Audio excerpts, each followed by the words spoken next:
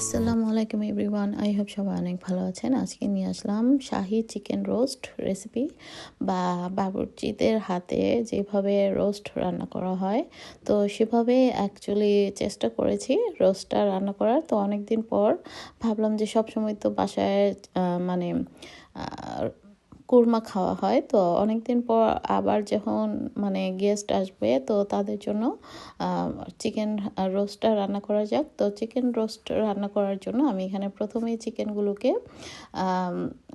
একটু সামান্য পরিমাণ মরিচ গুঁড়ো, লবণ এবং সামান্য একটু ফুড কালার দিয়ে মেখে এখন আমি তেলের মধ্যে একটু হালকাভাবে ফ্রাই করে নিচ্ছি। তো অন্য আরেকটা হাঁড়িতে আমি আস্ত গরম মশলাগুলো দিয়ে এর মধ্যে পেঁয়াজ কুচি আর ঘি অবশ্যই অ্যাড করতে হবে। তো পেঁয়াজটাকে আমি খুব ভালো মতো একটু ব্রাউন করে ভেজে নিয়েছি। তো এখানে আমি পেঁয়াজ বাটাও অ্যাড করেছি আর সঙ্গে সামান্য একটু টমেটো ছিল আর আদা রসুন পেস্ট। আর এখন আমি দিয়ে দিলাম বাদাম পেস্ট, এখানে কিশমিশ এবং কাঠবাদাম, ক্যাশু নাটস এগুলো দিয়ে আমি পেস্ট তৈরি করে নিয়েছিলাম। তো সেগুলো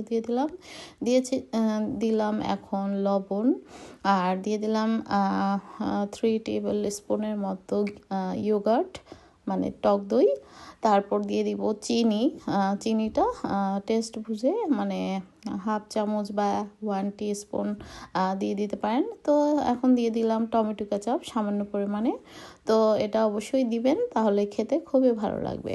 তো এখন দিয়ে দিচ্ছি একটু লাল মরিচ গুঁড়ো, সামান্য একটু ধনে গুঁড়ো, সামান্য একটু জিরা গুঁড়ো, সামান্য একটু পাপরিকা গুঁড়ো জাস্ট কালারের জন্য। আর দিয়ে দেবো সামান্য একটু গরম মশলা গুঁড়ো, যেহেতু আমি আস্ত গরম মশলা দিয়েই এটাকে আমি রান্না করছি। আর কি কি গরম মশলা আমি অ্যাড করেছি এগুলো অবশ্যই ডেসক্রিপশন বক্সে দিয়ে দিব। আর এই রান্নাটায় মশলাটাকে বেশ কিছুক্ষণ কষিয়ে নিতে হবে, যত কষাবেন ততই রোস্টটা খেতে ভালো লাগবে। এই যে দেখতে পাচ্ছেন, এটা কিন্তু গরম মশলা গুঁড়ো একদম সামান্য একটু দিয়েছি। তো যাই হোক, এটা দিয়ে আমার মশলার গ্রেভিটা হয়তো দেখে বুঝতেই পারছেন কতটা সুন্দর হয়েছে। তো এখানে আমি কিছু বাদামকে আগে ভিজিয়ে খোসাটাকে ছাড়িয়ে দুভাগ করে নিয়েছি। তো এগুলো এখানে অ্যাড করলাম।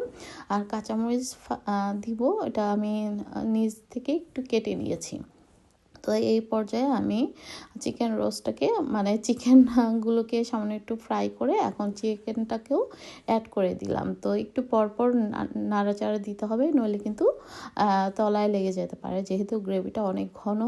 তো যাই হোক, নেড়ে চেড়ে দিচ্ছি খুব সাবধানে, নইলে চিকেনও ভেঙে যেতে পারে, যেহেতু চিকেনও নরম হয়। তো কম আঁচে আমি এটাকে রান্না করব।